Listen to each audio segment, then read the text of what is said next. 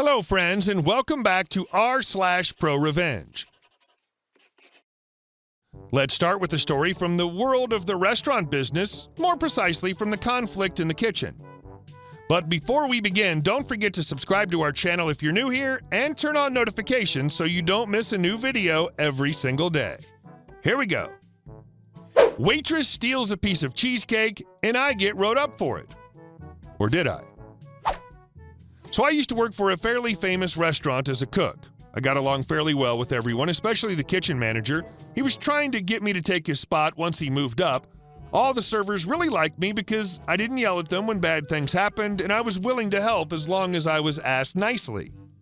As anyone that's worked in a restaurant knows, if an order is placed incorrectly, you're now allowed to eat it. You either hope another order comes in for that shortly after, or put it on the throw-out stack for the manager or head cook to mark off as throw-out for inventory. After that, sometimes it gets thrown out, sometimes the workers eat it. If it goes missing, the person that's in charge of the line can get blamed for the missing food, and we'd started to have a big issue with this. Mainly the girls would put in bad orders on purpose and then eat them. They could do this because we had what we call fix-it sheets, which they just had to fill out what needed to be fixed and would then get a new one. Well, this is how my kitchen manager and I put a stop to it. I was working one night as the head line cook and I get an order for a turtle cheesecake on a fix-it sheet. One of the girls I work with, Jay, I used to get along with pretty well, but she recently had pissed me off. She was working that night and was the one that put in the order. I just sent out another dessert entry for her and figured that one was a complaint, and they decided to get this or that she accidentally pushed the wrong button on the original order. It happens, and I usually give people the benefit of the doubt. It just sits up there for a few minutes. I go and make a few more orders, and as I turn around to look at the window, Jay was taking the cheesecake and started to walk towards the break room. Usually, I wouldn't really care if this happened, but I was not happy with Jay, so I ran back to the break room to yell something along the lines of, "What the F, Jay? You do know I could get in trouble for this because I'm responsible for the food leaving the kitchen." And I take the cheesecake and throw the rest of it away. She'd already eaten half of it and mark it down on the throw-out sheet. I go back to making my orders, and apparently I was a little loud because some of the girls came and asked me what I yelled at Jay for, so I told them what happened. KM was working that night. It was the night before he had to put in the weekend order. I saw the cheesecake on the sheet and asked what happened. I tell my manager what happened, knowing she wouldn't get in trouble because he didn't catch her, but he believed me. And we came up with this plan to try to get people to stop stealing the food this way and make Jay either fess up to it or look like a complete B. You see, the kitchen manager knew that I'd already told everyone what had happened, so he came up with the idea to write me up for it and give me a copy so I could go around and complain about it to the other girls. I suggested putting it up in the break room for everyone to see instead to show that he was serious. So I get written up and he posted in the break room. Next thing you know, almost all the girls working that night start coming in to ask me if I'd really gotten written up for it, and I play it off perfectly. Yep, and I'm kind of pissed at Jay for it. I got in trouble because I couldn't show him the cheesecake, with a pissed look on my face is all I say. Most say sorry and state what a B Jay is for not coming forward about it and giving me a hug. Jay never fesses up to it, didn't expect her to, and everyone thinks I got in trouble because Jay was a coward and let me take the rap for it. The best part is that as I was leaving, the kitchen manager pulls me aside and says, "After your next shift, the beer's on me." He couldn't do that shift because I was the cook that closed. Needless to say, I had at least 6 giant mugs after my next shift, and it was glorious. And our next story. I sent one video and watched a large store get crippled in the aftermath. It's been 2.5 years since I left that awful store and now work at a job that pays less, but I enjoy far more. Would be in my preferred career track if I wasn't incredibly bad at making important decisions. The decision in this post was not one of those. Information regarding locations, coworkers, and managers will be kept to a bare minimum. I may have posted this before. Story time. I worked at a fairly large store that sells all sorts of stuff. If you need it, they probably got it, unless it was a highly specialized item. Anyway, for a year I worked at the store 8 hours a day, still part-time with 1 week off, somehow never promoted to full-time. That was strike one for me, but I needed the money and didn't want to raise a stink, so I kept on going. Most of what I did was check people out and do inventory and tidy up. That's it, 8 hours a day, except the last 2 where I straight up just tidied the department, or get pulled into another. I'd say 4 hours a day at most was actual work, the rest was actually mindless. Strike 2. I wanted to be transferred to another department, one where I excelled at after I was put there temporarily after a coworker called in sick for a few days. That department's manager, Nick, liked me a lot.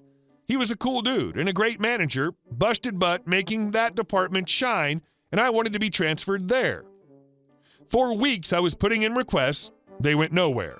Both my manager, Tony, and Nick wanted me there, or so I thought. I caught Nick during one of his walks through the store and asked why I wasn't transferred. Tony keeps denying it. I was pissed, but didn't raise any hell and kept on going. We hired some new guys, one of whom is now a good friend, so it wasn't too bad. Nick was soon replaced by Mark, who was kind of a coward, and my dreams of transfer really died. Strike 3.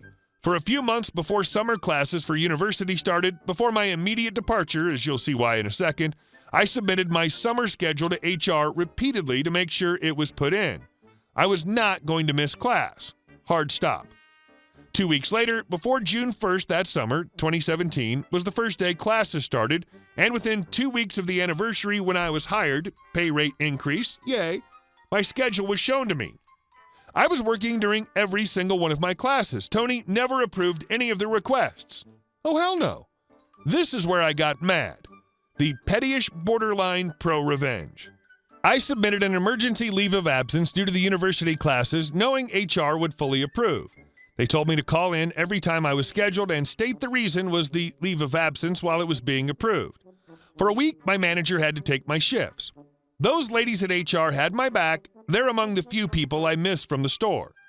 It gets a little better, and not because of me. HR filed it in error and had me fill out another form and add some stuff to be absolutely sure it'd be approved. Boom. Another week of taking my shifts, a-hole. I left that company, and to my knowledge, I'm still on leave. I have no intentions of going back. The ProRevenge nuke, what you're all here to see. So my fellow coworkers had a chat where we shot the crap about all kinds of stuff and just talked.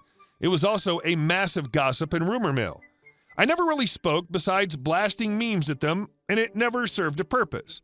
Long after I left the company, I kept in touch with one coworker from that chat, another friend, but not the one I mentioned earlier. He sent me something privately, something amazing, something I never knew I wanted. Crap happens. But this was like walking up to Bill Gates and him giving you $1 billion. I couldn't believe my effing eyes and ears. I was overwhelmed with the urge to just break crap. A whole compilation of videos of Mark, Tony, and another a-hole manager, Sarah, effing their employees. Mark and Tony made great targets, with Tony being the main focus. Sarah was just collateral, but very much deserved it for a multitude of reasons, not that she slighted me, but others. Side note, Sarah was a manager who once told me that she didn't take maternity leave after she had a kid because the job was more important than her family, both husband and child. Yeah, I know. She told me this right after I let my supporting coworker clock out and leave me alone with all of the work after his girlfriend was in a serious car accident.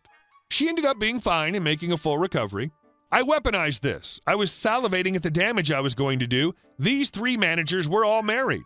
And it gets worse from there. I kept some email addresses from corporate after detailing and outlining some policy and company issues in my contacts. I long had forgotten them until now. They were all sent these videos with a burner email. I also shot out a few to other managers in the store that were competent and hard workers, and the head of the store. HR got the email as well. All in all, about 15 people saw that email. Not only did I want to cause some havoc, but I also have a sense of decency and want people to be held accountable for their actions. Also, infidelity really pisses me off. The aftermath was amazing, and it was just dominoes falling one after another. All managers involved were immediately terminated, no severance either, major breach of contract and policy and whatnot, and it made a scene. Coworkers I never really talked to reached out to me and told me the news, but it remained inside the store and really didn't make any waves outside the store.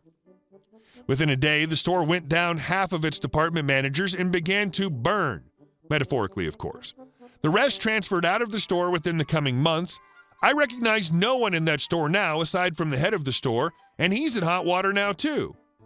What came next was relayed to me via the confidant and friend who sent me that nuke. But Mary, one of the associates, decided that she was in love with Mark and she was hoping that he would leave his wife for her and was, surprise, surprise, pissed off when he wouldn't. She angrily sent his wife the videos, no idea where she got them. Mark's wife was devastated but furious and came unhinged. Mark's wife then sent the videos to Tony's wife and Sarah's husband. 3 effing terminations and 3 quick and bloody divorces, with the managers being left with damn near nothing, careers destroyed, money gone, and their families destroyed. I do genuinely feel bad for the kids and spouses. I really do. But the managers got what they deserved. By rights, I never thought of doing this, nor ever felt the need to cause so much havoc, but that nuclear football fell right into my lap, and I was overwhelmed. And I let those missiles fly. Hey guys, thank you all for watching the video. I'll see you in the next one.